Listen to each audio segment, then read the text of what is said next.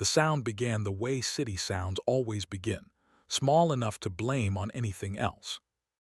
A faint, steady scritchy scritch under the cobblestones. Not the scatter of normal rats, not the casual rummage of London's usual filth life. This was chewing, slow and rhythmic, as if something beneath the street had found a beam and decided to eat it down to nothing. Night watchman Halley stood under a gas lamp near Clerkenwell Road, cape pulled tight against the damp. His rattle hung at his hip, untouched. He didn't want to wake the street for a sound he couldn't prove. But the chewing continued, patient, confident, directly under his boots. Halley knelt and pressed his gloved hand to the stone. The cobble vibrated faintly, like a living thing purring. He rose too quickly, breath showing white, and took 2 steps back. And that's when the street answered him with a new sound. A low, subterranean crack, brick and mortar giving up at once. The gas lamp flickered. The flame inside shrank as if the air had been pulled downward. Halley's boots slid as the stones sank. The road didn't open like a pit. It folded. Cobblestones dropped in a smooth, heavy slump, as if a giant hand underneath had simply removed its support. Halley grabbed for the iron post. His fingers found slick paint, then nothing. He went down with the street. For 1 second he fell through darkness and cold vapor, sewer breath, then hit brick at an angle and slid, scraping wool and skin. His lantern skittered away and clattered into a puddle. The flame hissed and died. Now listen carefully, because this is where people lie to themselves. You'd think the worst part is the fall, the injury, the black water. It is. The worst part is what happens when the chewing stops. Because when the chewing stops, it means the thing below has finished eating structure and has noticed meat. In the dark, Halley heard a new sound, close, wet, controlled. A slow inhale. Then the faint click of teeth meeting, not snapping, not biting, testing. As if something enormous was measuring the thickness of the air. If you click away now, you keep the comforting version of Victorian London.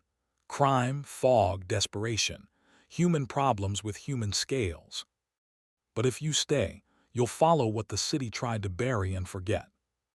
Because in 1893, London's sewers weren't just a place for waste. They were a second city, brick corridors large enough for a cart, old service tunnels nobody mapped, storm chambers sealed since cholera days. And something down there had begun to chew. Not from hunger. From purpose. Halley tried to stand. The darkness moved toward him. And the first thing the gas lamp glow revealed from above, thin and trembling through the new hole in the street, was not fur.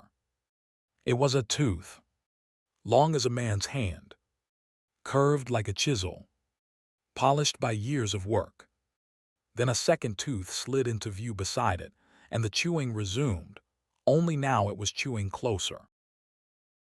London in 1893 had learned to live with things it should not have accepted. Children with lungs already tired. Families stacked in rooms meant for one.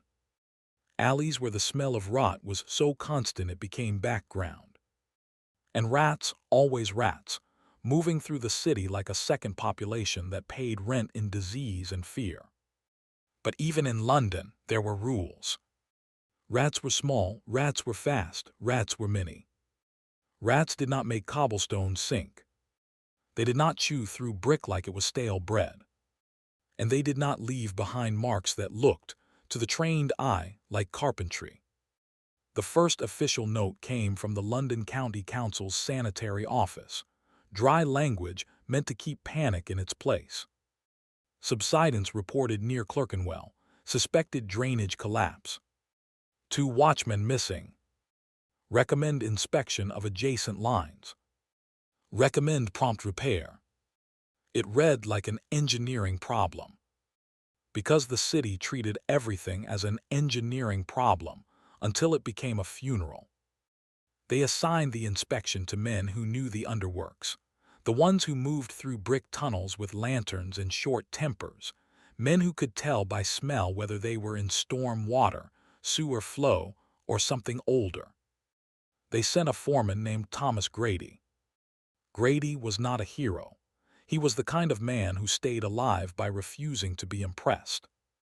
He de-worked the intercepting sewers long enough to respect their size, egg-shaped brick corridors that swallowed sound, junction chambers where side lines met like veins, iron ladders slick with damp, going down into spaces where the air tasted of pennies and old sickness. He brought 3 men with him.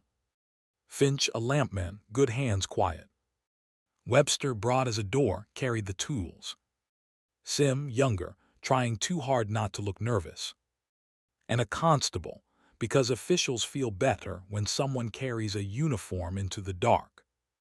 They arrived at Clerkenwell in late afternoon, when the gas lamps were still off, and the city could pretend it wasn't afraid.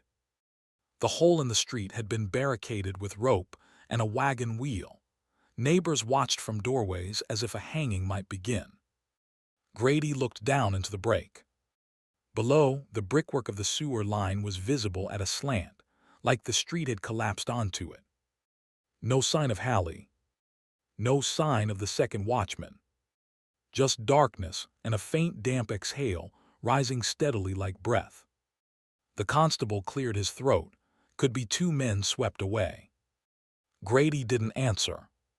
He was looking at the edge of the collapse, at the cobblestones that had fallen inward. The stones weren't broken. They were cleanly undermined, as if the support had been removed in one deliberate section. And near the bottom, where street met sewer brick, the mortar had scraped grooves. Not random, not cracked. Scraped. Parallel marks in the mortar line, like chisels dragged in repeated strokes. Grady turned his lantern to catch the marks in the light. Webster leaned in. Rats. Grady shook his head once. Not rats you've ever chased, he said. Then, because the street had ears and men above didn't like whispers turning into stories, he added louder. Drainage collapse will shore it. A lie told for order. Then he tied a rope around the iron post and started down. The first drop into the line was always the same, heat leaving your skin, damp replacing it, and the sense that London above was sealing shut behind you. The men climbed onto the slanted brick and found the maintenance walkway, slimy, narrow, built for boots, not comfort. Black water moved slow beneath, carrying scraps of refuse and pale foam. Grady held the lantern forward. The beam showed the tunnel's interior in pieces. Curved brick walls, mortar seams, the gutter line where waste ran and never stopped. But it also showed something else. Along the lower bricks, just above the water line, were gnaw marks. Not small notches. Deep gouges, pared, cutting into brick as if it were soft wood. The constable bent closer and swore softly. Finch swallowed. That's teeth. Grady nodded. And not little ones. He continued down the line, following the direction the gutter flow suggested, toward a junction chamber where side drains fed into the main. The chewing sound wasn't constant down here. That was the strange part. It came in intervals. 3 minutes of nothing but dripping and distant city hum. Then faint and far, scritch, scritch, scritch. Not a swarm. A single work rhythm, like a man filing metal. If you were down there, headphones pressed to your ears, you'd notice how your own breath becomes loud. How every boot scuff feels like a shout. How you start placing your feet not for balance, but for silence. Because instinct tells you something is listening through the brick. They reached the junction chamber, a widened space where the main sewer arched higher, with iron rungs set into the wall and a side culvert entering. Like a throat. The air changed immediately. Less sewage. More damp stone and something dry and animal. Finch lifted the lantern. The beam climbed the wall and caught a smear of brownish grease along the brick curve. Not oil, not tar, a rubbed-in residue, like fur had brushed the same path 100 times. Webster touched it with a gloved finger, then pulled back in disgust. Warm, he said. Grady didn't like that. Warm meant recent. Warm meant body. Sim stared at the side culvert. We go in there. Grady looked at the culvert and saw the scrape grooves again, framing the opening like tool marks. The culvert was older work, rougher brick, tighter curve. And the gouges in its lip were deeper, as if something had forced its skull through and widened it by brute persistence. Grady said, "Not yet." He backed the party into the center of the chamber and listened. Silence. Then the chewing resumed, closer now but still out of sight. The sound came from somewhere ahead in the main line, past the junction. The constable raised his lantern higher, as if light could make him safer. Grady lowered his. "Keep it low," he said. The constable frowned. "Why?" "Because if it sees the light," Grady replied, "it learns where the men are." He didn't add what he was thinking. If it's chewing, it doesn't need to see you to find you. It's already using the tunnel like an ear. They advanced toward the next inspection chamber, lanterns low, boots careful. The tunnel here was big enough to walk without crouching, big enough to feel, for the first time, like the city had built a hallway for something else. Halfway to the next chamber, Finch stopped. Grady felt it before he saw it, the sensation of stepping into air that had been disturbed. A draft but wrong, not flowing down the tunnel. Flowing up. Finch pointed at a manhole shaft cut into the ceiling, iron ladder leading to street level. "Look," he whispered. Grady lifted the lantern, just enough to see the ladder rungs. The bottom rungs were wet. Not from sewer splash. From contact, something had climbed them recently, leaving streaks on iron. And on the brick around the shaft were scratch marks, long, shallow grooves like claws testing purchase. The constable exhaled, "So it comes up." Grady's jaw tightened. If it could reach street shafts, it wasn't confined to one corridor. It had access. Routes. A map the city didn't know it had given away. Sim spoke quietly, as if saying it louder might make it true. "Then where are the watchmen?" Grady didn't answer. He moved forward, faster now, not running but with purpose. He wanted to reach the next chamber, the one with the side access to older storm runs. He wanted options. Then the chewing stopped again. Complete silence. And in that silence, water dripped from the ceiling in a slow, regular plink that sounded suddenly like a countdown. Grady's lantern beam caught something in the gutter water, a dark shape bobbing. He crouched. It was a watchman's cape clasp. Brass bent. And caught on the clasp was a bit of cloth, and something else woven into it. A thread of hair. Not human, coarse and pale. Grady felt his throat close. He didn't know Hallie personally. Watchmen were just part of the city's machinery. But the clasp made it personal anyway. Because it was proof the missing weren't an engineering footnote. They were down here. And whatever was chewing had already taken inventory. Grady stood slowly and turned to his men. "We're not alone," he said. Webster tried to sound brave. "We've got tools." Grady looked at him. "Tools are for fixing brick," he said, "not for something that eats brick." The constable shifted his grip on the baton, face pale. Grady faced the tunnel ahead. And he spoke the line that should have been obvious, but never is until it's too late. "We find the source. Because once men die in a place, the city sends more men to retrieve them. It does it out of pride, out of denial, out of the need to pretend the city is in control of its own underside. It sends more men. And the corridor gets fed."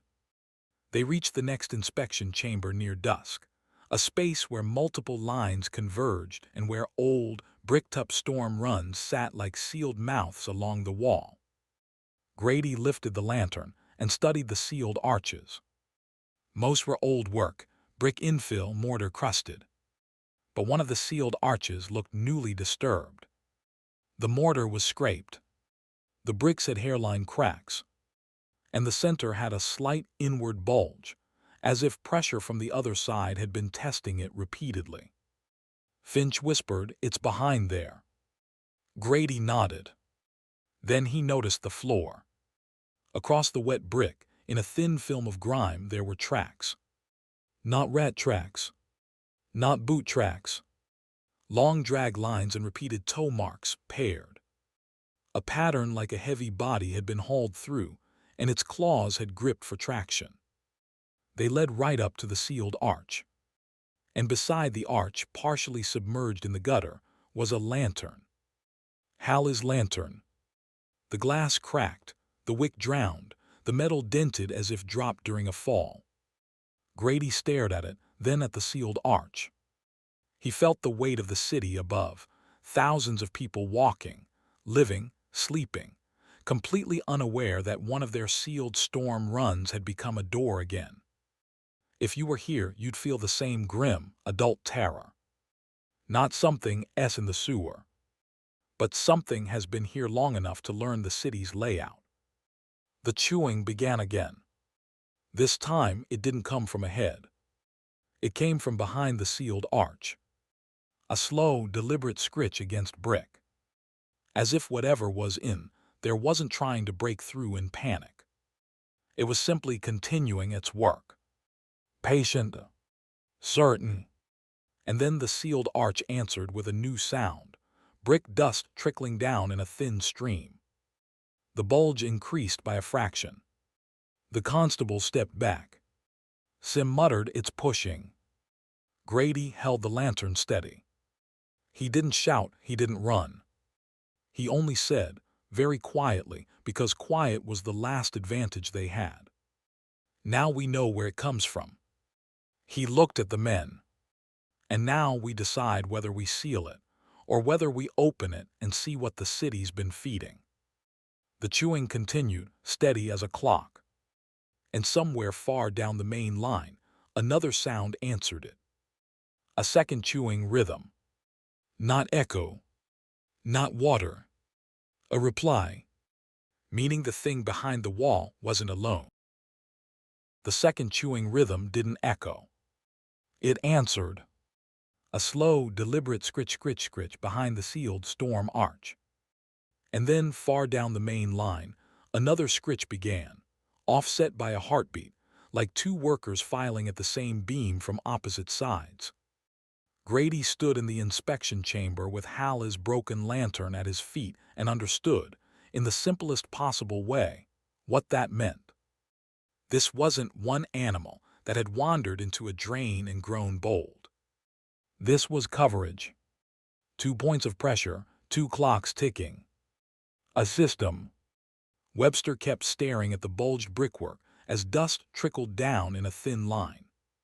"Foreman," he said, "we brick it up proper, we go back up, we tell them that's it." Sim's mouth worked as if he wanted to agree, but the words wouldn't come out. Finch held his lamp close to his chest and watched the darkness above the arch like he expected it to blink. The constable finally spoke, "The watchmen, if they're alive." Grady cut him off without raising his voice.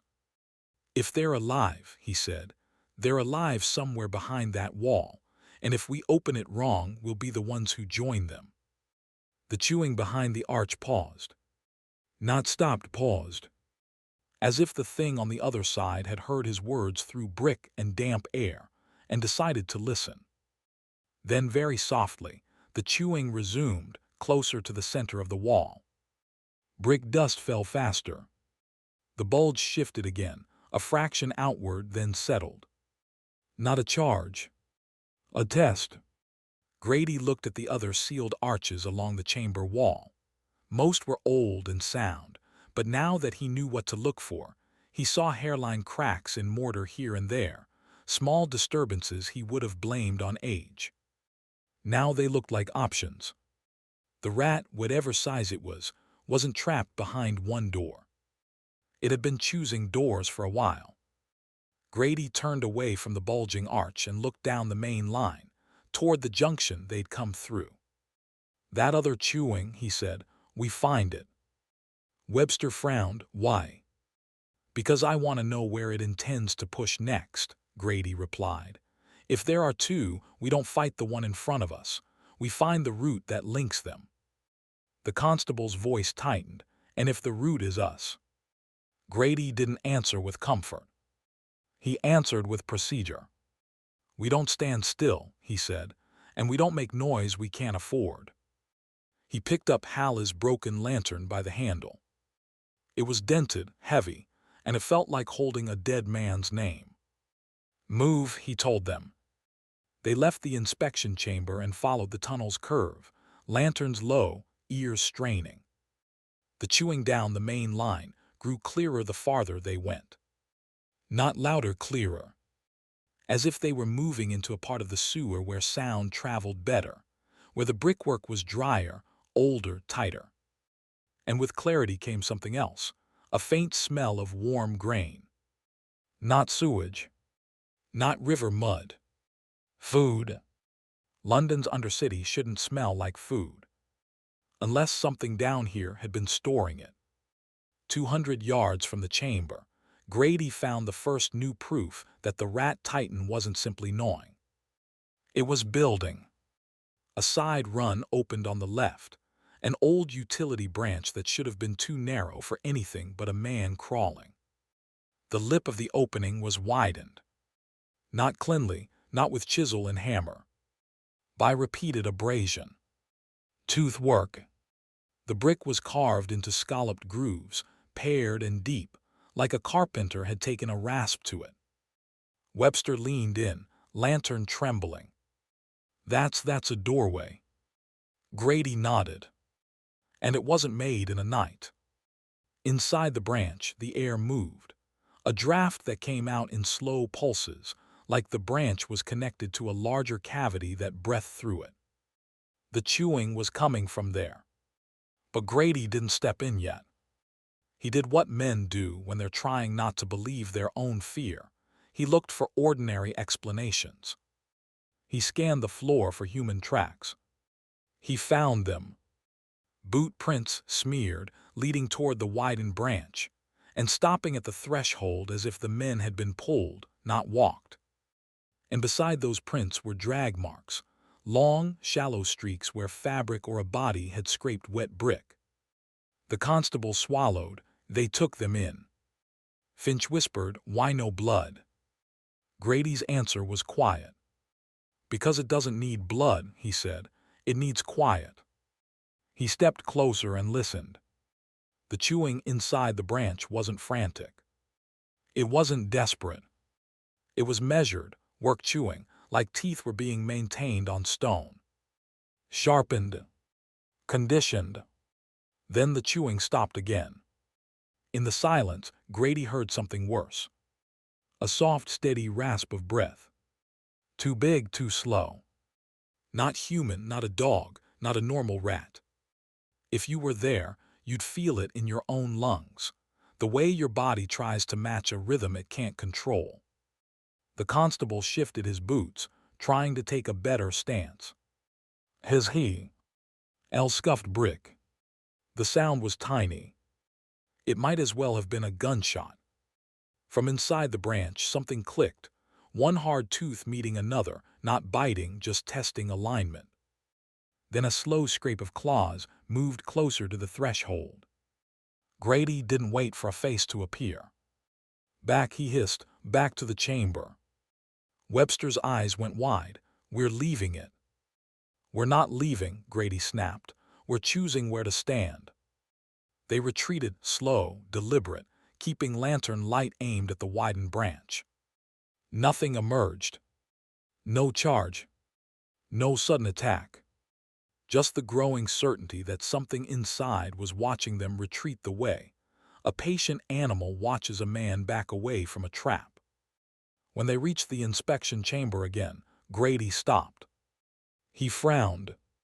Webster's voice came out small. "What?" Grady pointed at the floor. The thin trickle of brick dust near the bulged arch had changed direction.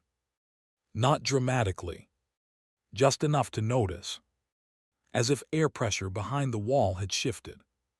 As if the thing behind it had moved away from the center. Repositioned. The chewing had stopped there entirely. But the chewing down the main line continued steady. 2 workers.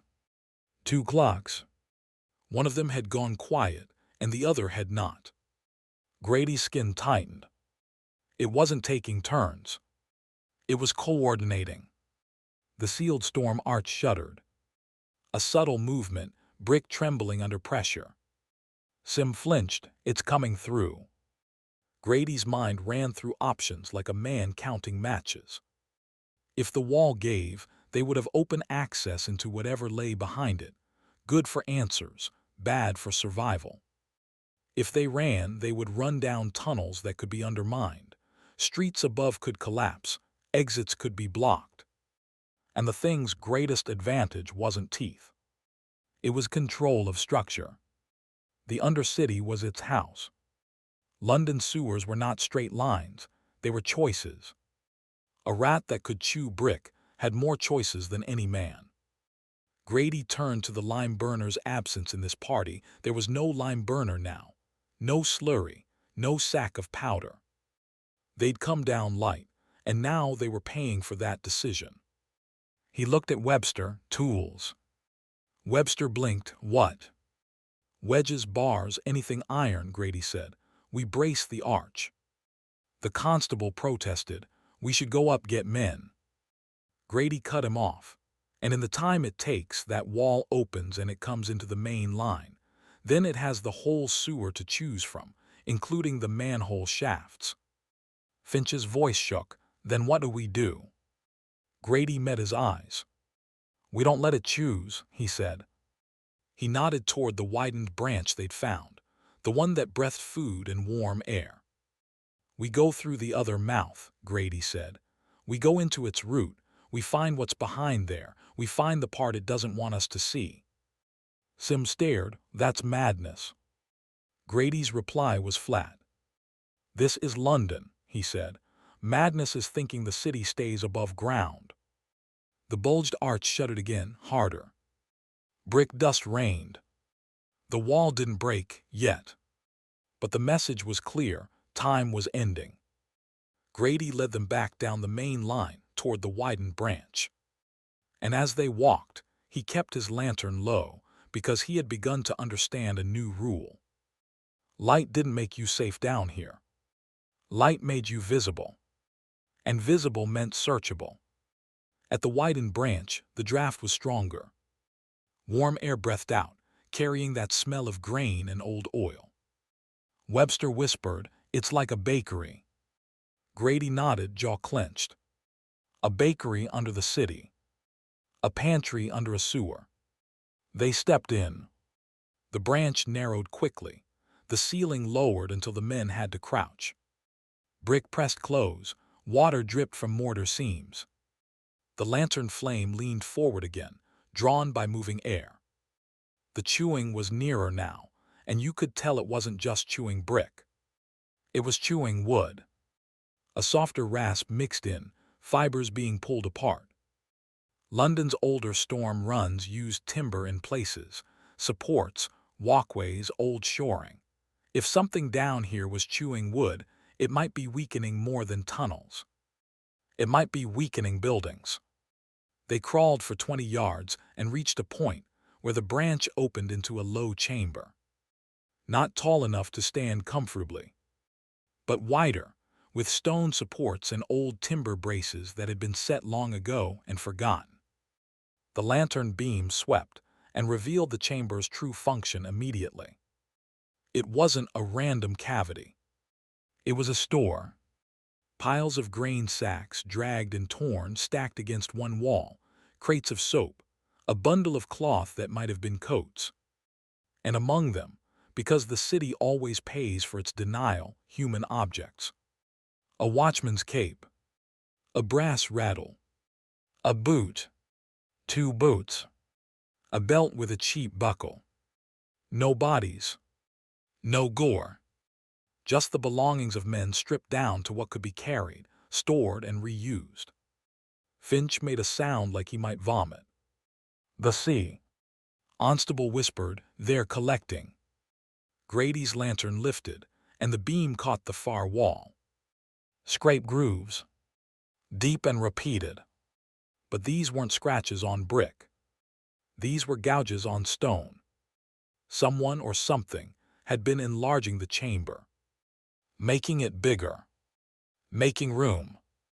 Webster turned his head slowly, following the gouges upward, and his face went pale in the lantern light. Grady followed his gaze. Above them, set into the ceiling stone, was a hole. Not a pipe. Not a drain. A gnawed opening that led upward into darkness, with old timber splintered around its rim like teeth marks. A vertical shaft. A route into another level. Grady's stomach tightened. Because you don't chew a vertical shaft unless you plan to use it repeatedly. You don't build stairs unless you have traffic. The chewing stopped. The chamber became so still that the men could hear the lantern wick. Then from the upper hole, dust trickled down. Not brick dust. Dry fine wood dust. Something was moving above them. And it was heavy. Care whispered almost prayer-like, "Don't look up." The sound that followed wasn't chewing. It was a slow, wet sniff. The kind an animal makes when it catches heat. Then a breath came down through the hole, warm and sour. And in that breath, Grady caught a new smell. Fur. Not the dry smell of rats in a cellar. A thick, warm animal smell, scaled up into something that filled the chamber. Sim's hand tightened on his lantern so hard his knuckles went white. A pebble dropped from above and clicked against stone. The sound echoed. The echo died.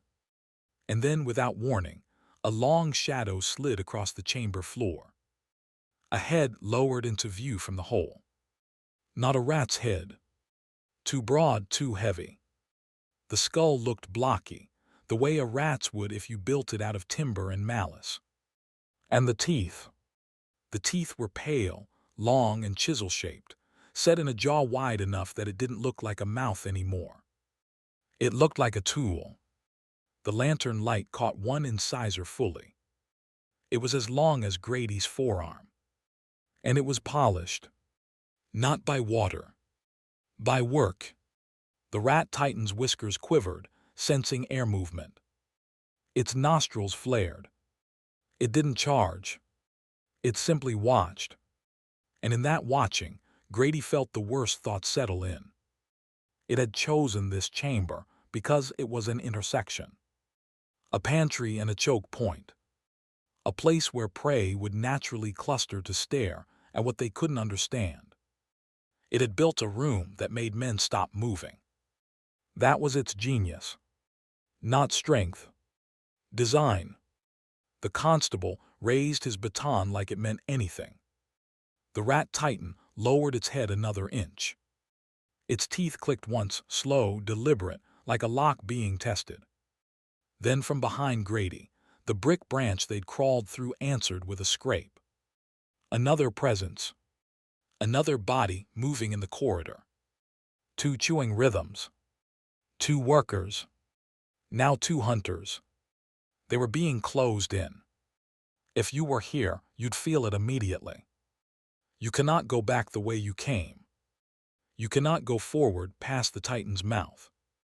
Your only remaining option is the option it doesn't want you to choose, something higher, deeper, older.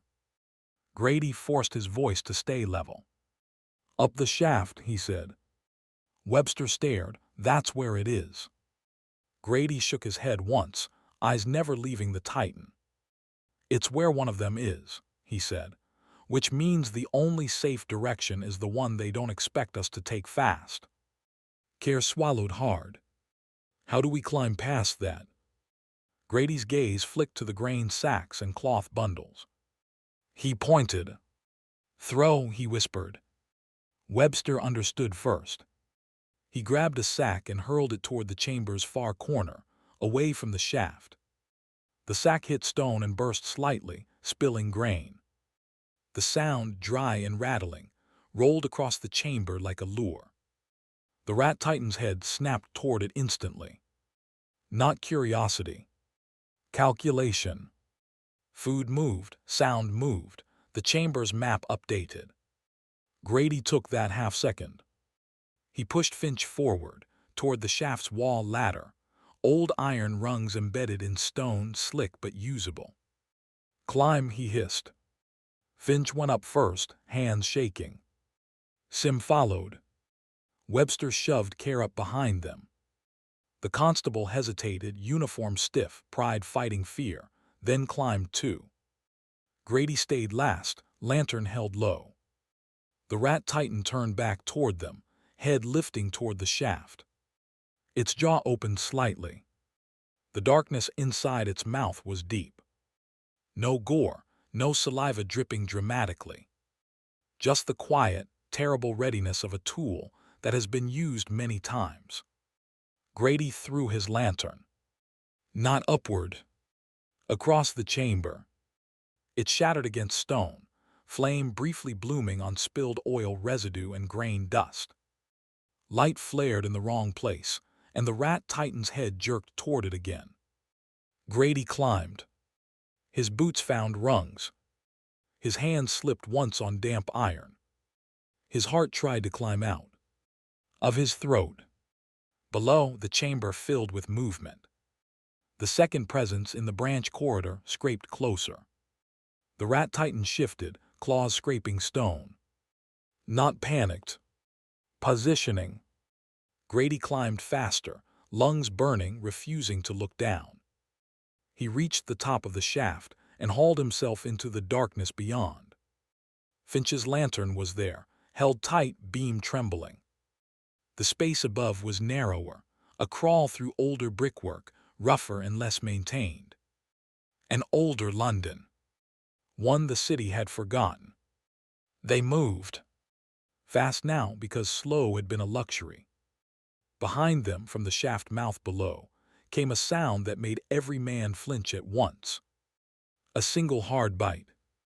Not a snap. A bite into stone or timber. A test of what the shaft could bear. Then the chewing resumed, rapid and furious, teeth working against the rungs and rim. Not to eat. To widen. To follow. They crawled through the older run for what felt like a mile, but was probably less than 200 yards. Time changes in enclosed spaces, seconds stretch, distance collapses.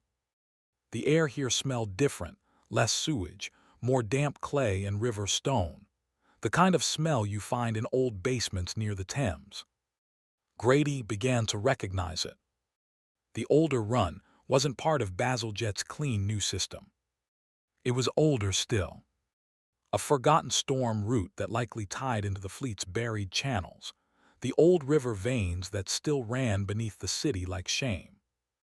They reached a junction where the older run widened into a low vault with a grated opening high above, faint street noise leaking through, a distant cart, a shout. An exit. Not a clean one. But air. Care's face was gray with fear and exertion. We go up, Care rasped. Grady nodded, but his eyes stayed on the floor. Because the vault wasn't empty. Across the damp stone were fresh drag marks. Not boot prints. Not human. Heavy belly drags and repeated claw points. And the drag marks led not toward the grate, but away from it into another darkness. A deeper vault. A route that ran under the city at a level where sound from above became a rumor. Finch whispered, "They're everywhere." Grady didn't deny it. He stared at the drag marks, then listened. From behind them, far down the older run, came the faintest sound of chewing at stone, Not frantic now. Steady again.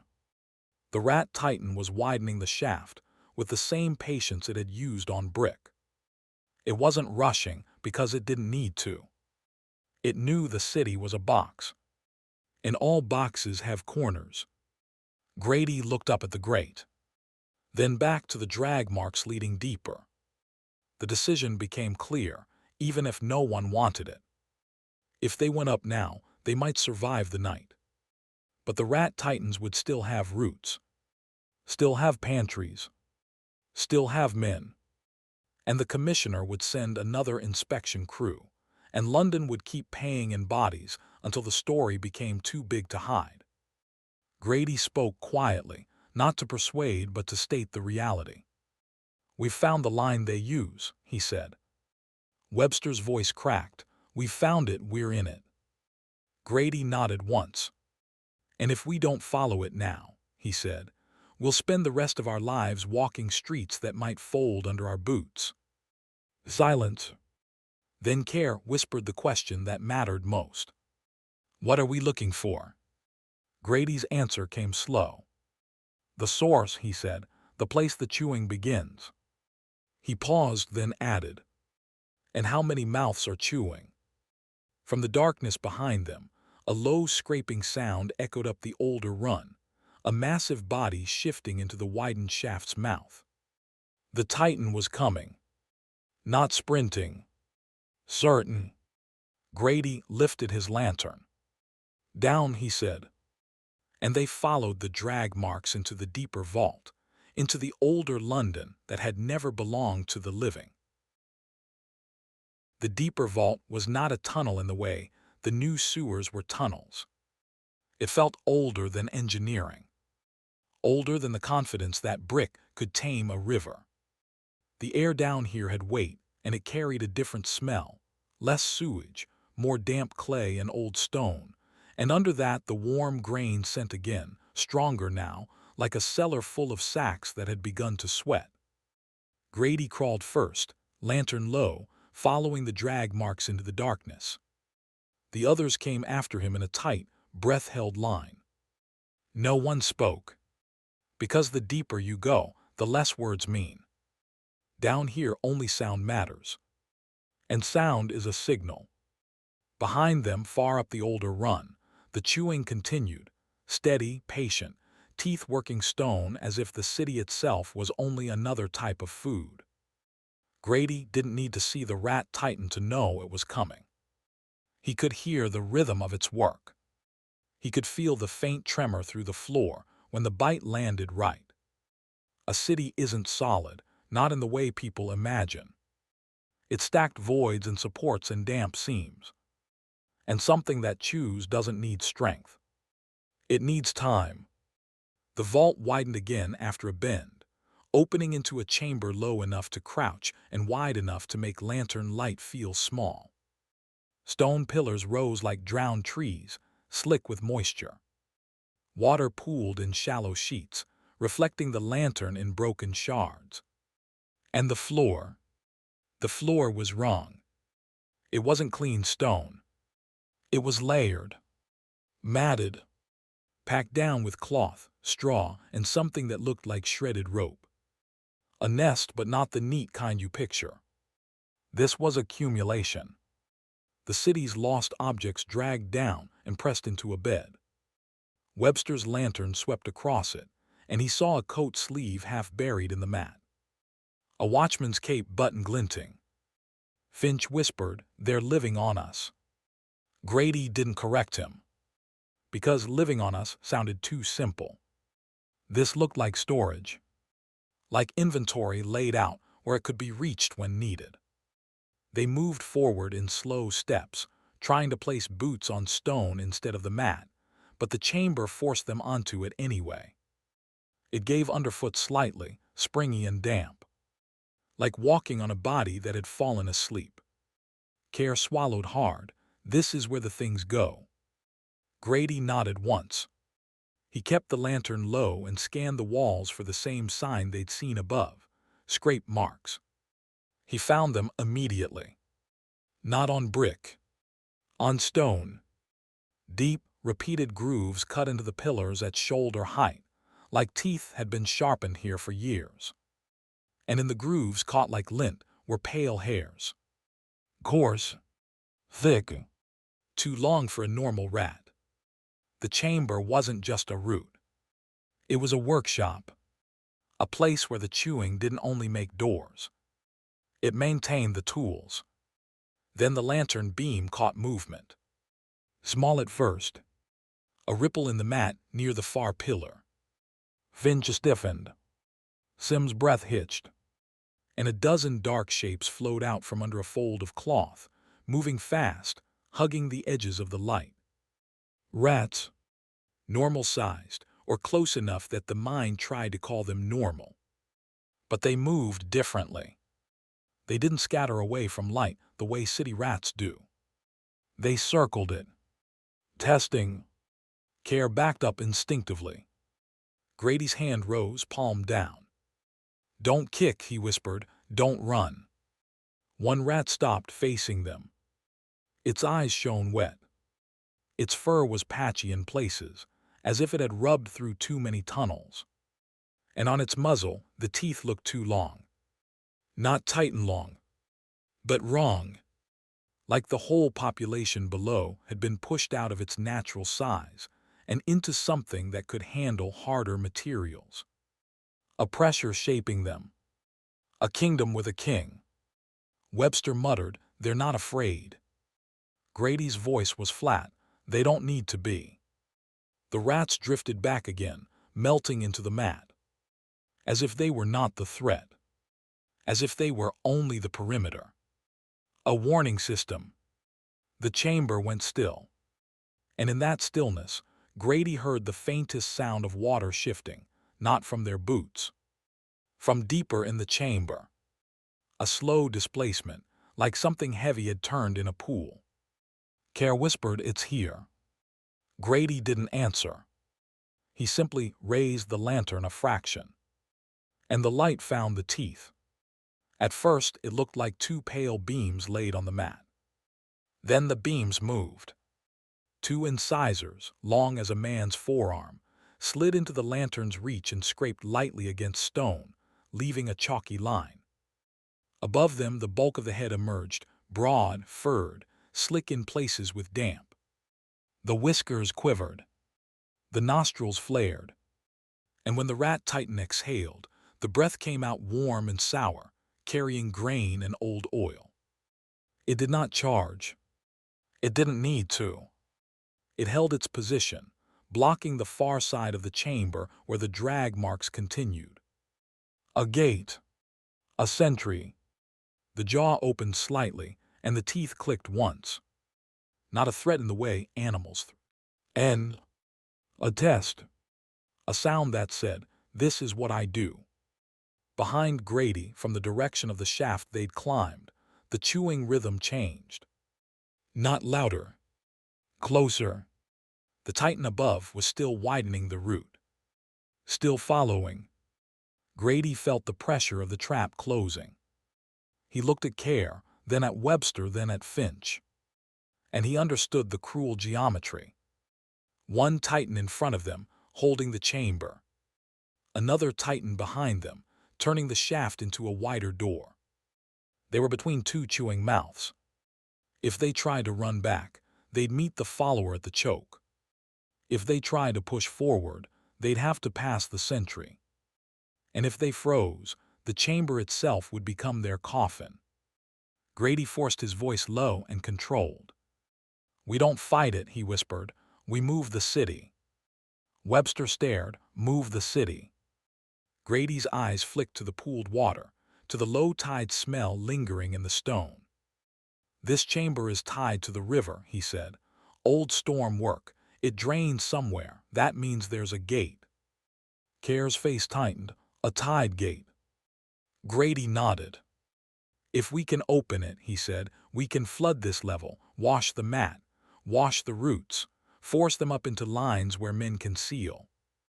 It wasn't victory. It was rerouting the problem. But rerouting was what London did best. The rat titan's whiskers trembled as Grady spoke. It wasn't understanding words. It was reading breath and cadence, reading the fact that men were planning. And then it did something that made every hair on Grady's arms rise. The Titan lowered its head to the mat and began to chew. Not at them. At the chamber's support. At a timber brace half buried in cloth, rotten and black. Its teeth sank in with a soft, wet crack. And it pulled. The brace splintered like dry bone. The chamber shifted. A faint shudder ran through the stone under their boots. Dust fell from the ceiling in a thin rain. The message was immediate and obscene. You can flood me if you want. I can drop the street above you. Grady's heart went cold. This wasn't just a monster in a tunnel. This was a creature that could weaponize London's bones. They moved along the chamber's edge, keeping lantern light on the Titan's face, trying not to step on the mat more than they had to. The small rats watched from folds and cracks, eyes shining. The Titan tracked them with its nose, head turning slowly. It didn't rush because it didn't have to. It knew where the exits were. It had made them. Grady searched the wall for ironwork, anything that looked like a mechanism rather than a natural seam. And then he saw it. An old iron wheel set into stone, half rusted, with a chain hanging down into black water. A tide gate control. Forgotten by the city above. Still here, still real. Grady pointed, there. Webster lunged for it, hands on the wheel. The iron was cold and slick. He heaved. The wheel groaned, loud, scraping, metallic. The sound bounced off stone and made the chamber feel suddenly smaller. The Titan's head snapped toward the noise. Its teeth clicked again, faster. The small rats scattered, but only a little, as if even they were unwilling to leave. Webster grunted, straining. The wheel turned by a fraction. A chain tightened. Somewhere beneath, water shifted. A deeper gurgle sounded, like the city swallowing. Grady felt a surge of grim hope. Then the follower announced itself behind them. Not with sight. With sound. A heavy scrape at the chamber mouth. A wet sniff. And then, unmistakable, a second set of long incisors clicking against stone. Care whispered too. Grady didn't look back. Turn it, he barked at Webster. Webster turned harder, shoulders shaking. The wheel screamed. The chain clanked. And then the water level began to rise. Slow at first. Then faster, as if an older artery had opened. Black water poured into the chamber from a low culvert, carrying debris and cold river stink. The mat began to shift, lifting in places, the cloth and straw trying to float. The small rats panicked now, skittering up the stone edges, clawing for height. The sentry Titan reacted differently. It stepped forward, one heavy, deliberate step, placing its claws into the mat as if to anchor itself. Its whiskers flattened. It lowered its head and bit down into another timber brace, chewing faster now, working not to eat but to change structure before the flood could. Grady realized it was trying to collapse the chamber. To turn the flood into a cave-in. To bury them. He shouted, "Leave it, leave the wheel." Webster hesitated, but it's... Grady grabbed his sleeve and yanked him away. "Flood will come," he snarled, "if we're alive to see it." They moved toward a narrow run along the wall, an escape route the drag marks suggested. Care stumbled as water surged around his boots. Finch's lantern flame shrank as damp air thickened. Smoke wasn't killing them now. Water was. The follower tit. And at the chamber mouth stepped in, water splashing around its legs. Its teeth clicked once, then it lifted its head slightly, sniffing. It didn't look like it feared the flood. It looked like it was measuring it. Like it had already learned where water could go and where it couldn't. Grady's stomach tightened. Flooding wasn't a weapon if the enemy lived in the river's margins. Still, it bought them movement. It broke the chamber's stillness. It forced chaos. And chaos, briefly, was something humans could use. They pushed into the narrow run as water rose behind them, carrying the mat away in slow, disgusting waves. The Sentry Titan moved too, not chasing in a straight line, but angling, trying to cut them off through a side gap the men hadn't seen. Grady caught a glimpse of it and felt the tunnel logic tighten again. Even flooded, the undercity remained a map the Titans understood better than any foreman. He led the men upward, toward higher brickwork, toward air, toward any exit that wasn't a throat.